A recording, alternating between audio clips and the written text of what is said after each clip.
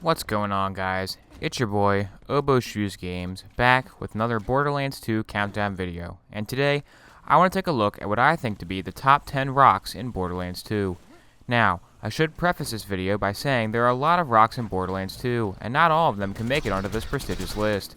However, I think that the rocks I have chosen to be on this particular top 10 list of top 10 rocks in Borderlands 2 are definitely up there with the top 10 rocks of Borderlands 2. Before this video starts, guys, make sure you smash like on that like button, because liking the video really helps me out and tells me that you like this video.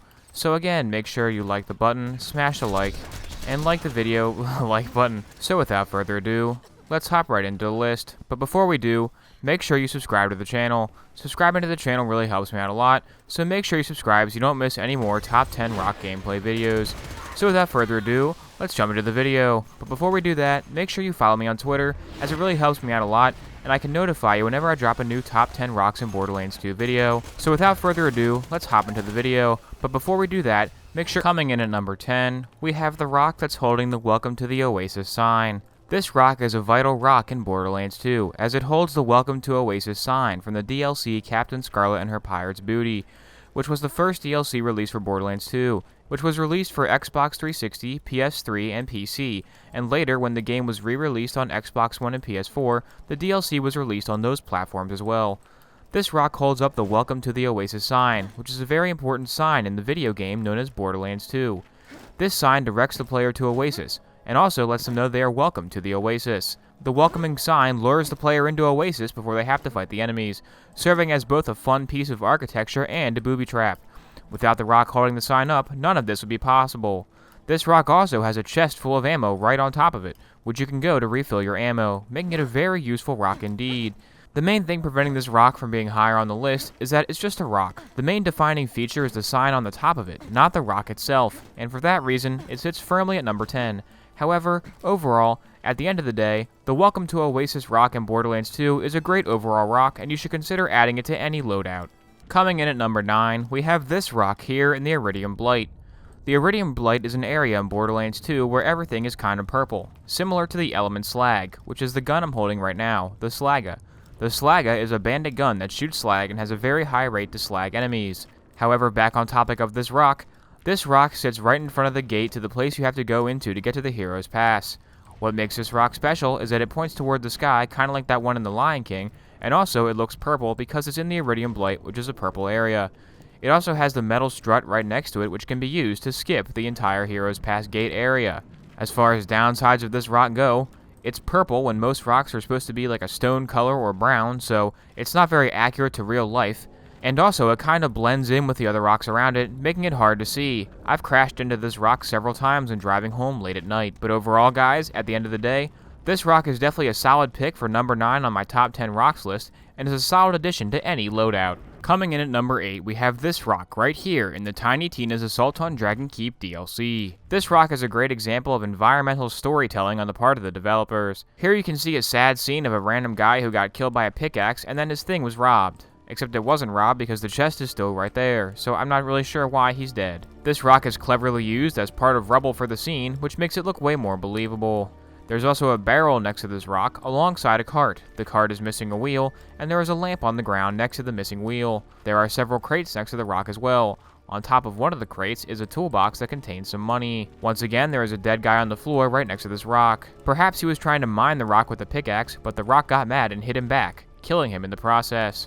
What a sad fate to be killed by a rock. This rock is also green in hue, which is cool because green is a pretty cool color. It's definitely better than white, but not quite as cool as blue, or purple, or legendary, or pearlescent, or seraph, or effervescent. Overall, this random rock in the Tiny Tina's Assault on Dragon Keep DLC is a great rock overall, and it makes a great addition to any loadout. I highly recommend picking this one up, especially if you're playing Salvador. At number 7, we have this weird Yridian cube-looking rock located in the Hero's Pass. This rock is shaped kind of like a cube, but kind of like a rectangle. I'm not exactly sure what its exact 3D dimensions are.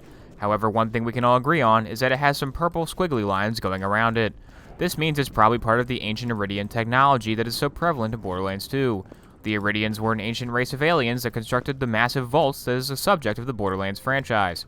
However, they mysteriously disappeared, except they kind of didn't because you kill them sometimes in Borderlands 1, Borderlands 2, and Borderlands the pre-sequel.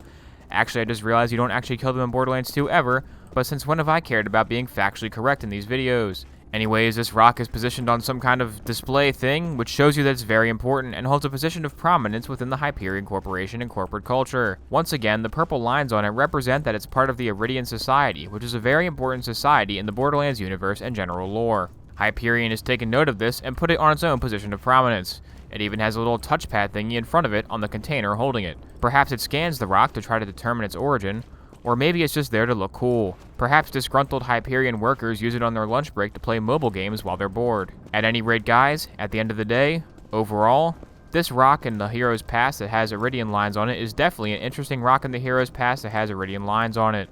I'd highly recommend it for any loadout. Coming in at number 6, we have this giant rock outcropping in the new Commander Lilith in the Fight for Sanctuary DLC. While this rock isn't one rock in particular, I still felt I needed to include it, seeing as it overlooks the bandit camp with the best loot midget farm in the game. When the Commander Lilith in the Fight for Sanctuary DLC dropped, it gave us one of the best loot midget farms in the game, in the form of the quest Space Cowboy, in which you gather up Scooter's valuables for him after he has died. If this rock were not here to provide shade for the bandits, they would probably not have chosen this location as a location for their bandit camp, and the loot midget farm would never have come to fruition. That's why we all owe this rock outcropping a lot as Borderlands 2 players. Overall, guys, at the end of the day, I'd have to say that this is a great rock in Borderlands 2 and one of my personal favorites. However, it's not higher up on the list because it's one giant outcropping and not a specific rock, which feels kinda like cheating, but hey, I'm not gonna hold it against it because it's a rock and I really don't care. At number 5, we have this rock in the river of the Waterfall at the beginning of the Sir Hammerlock's Big Game Hunt DLC. This rock is special because it can prevent you from moving forward if you walk directly into it, forcing you to go around it. However, just doing that is enough for me to put it on my list, because it does its best to prevent you from playing Sir Hammerlock's Big Game Hunt DLC, which is a very boring and terrible DLC in general. This rock is a stalwart guardian against the horrors contained in said DLC. It's kind of like Marauder Shields from Mass Effect 3, who was a marauder that tried to prevent you from seeing the ending of the game, which was terrible. If this rock wasn't here, players would have a much easier time getting into the meat of the Sir Hammerlock's Big Game Hunt DLC, which would be a huge travesty as that DLC is terrible. This rock may not be able to stop you, but it does its best to stop you. Any rock willing to lay down its life in service of defending the player from a boring DLC deserves to be commended. This rock also has a purple hue to it, similar to the one in the Eridium Blight. However, this one is not in the Eridium Blight. It's in the Sir Hammerlock's Big Game Hunt DLC, which makes it worse than the one in the Eridium Blight, so I'm not sure why I put it higher than that one on the list. By the way, thanks for watching this list for so long. You should probably stop watching this video now. I'm gonna drone on like this for like 5 more minutes. Seriously, go do something else. You get the joke by now. It's okay, you can stop watching. Are you seriously still watching? I told you to go watch something else. The joke is over. It's literally gonna be this for the next 5 minutes or so. This is all there is to the video. This is the only joke. Seriously, please stop watching this. Go do anything else with your time. Your time is valuable. You could be playing Borderlands 2 right now as we speak, but instead you're watching this video. Why? Is it to fulfill a deep loneliness you have in your life?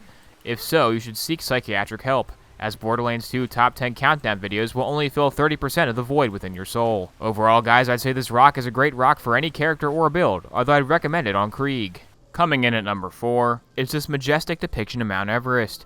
Just kidding, it's actually just a miniature train model in Marcus's Mercenary Day DLC. This thing looks like a mountain, but actually it's just a rock. It might not even be really a rock, it might just be made of styrofoam or something. But nonetheless, it does the job of tricking you into thinking it's a giant mountain if you zoom into it and are also really stupid. It has a small train going through it, which is very cute and reminds me of train gardens near Christmas time. Do you guys even have those in countries that aren't the US? I'm not even sure. But here in the US, model train enthusiasts make giant train gardens at abandoned malls, and you can go see them for like $5. They're usually mildly entertaining, although as you get older, they kind of become super lame. Although one time I went to one and they had a Lego train that was going through the Lego Death Star, and that one was pretty cool.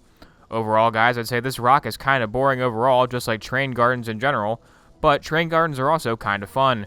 It depends on how you're feeling, and this rock depends on how you're feeling too.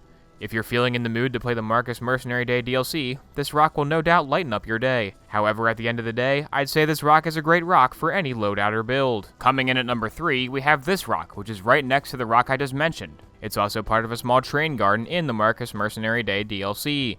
What makes this rock different from the other rock is that it's the same rock but mirrored, except it's not the same rock because it has a little more of a rock added to it. It kinda looks the same, but in reality it's not, but also it kinda is, it just has another rock mesh kinda layered on top of it.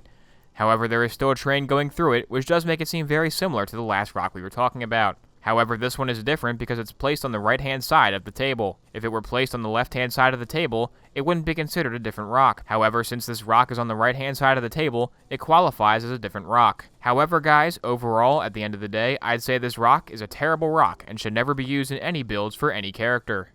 Coming in at number 3, we have the Pandoran moon of Elpis. Elpis is a moon of Pandora which houses the Helios space station. The Helios space station is cool because it was in Tales from the Borderlands, and that part of Tales from the Borderlands was very fun. Speaking of Tales from the Borderlands, I am working on a story recap video for that game, but it's taking forever because that game doesn't have a story that can be summarized in one paragraph, unlike Borderlands 1 and 2. The only reason I'm putting Elpis at number 3 is because it's a giant moon, and giant moons are pretty cool. However, one downside of Elpis is that the pre-sequel takes place there. The pre-sequel is just like if Sawtooth Cauldron was an entire game. It's really bad and I don't like it. However, if you do like it, you're free to your opinion. Just know that you're very, very wrong. So overall, guys, I'd say, at the end of the day, Elpis is a great moon for any planet or solar system. At number 2, we have this rock in the dust. This rock is special because it's right where the Good, the Bad, and the Mordecai questline concludes. In this area, you can farm Mobile and Gettle for a chance of getting the Varuk or the Lyuda.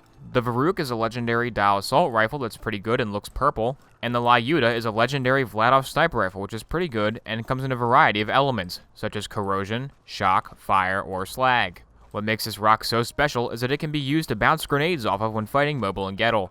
You could also bounce the grenades off the floor around it, but that's not fun and not cool. Bouncing a grenade off of a rock is about 100 times cooler. It could be argued that the ground is pretty stony as it is, and might constitute as one giant rock. After all, isn't the planet we live on just one big rock when you think about it? But I choose not to see it that way. If you're not bouncing a grenade off this rock, you're not a cool guy. I just got interrupted by the caravan, so now I have to go rob that. But just remember that that rock over there is great for any loadout. And finally, at number 1, we have... this one. Sure, whatever.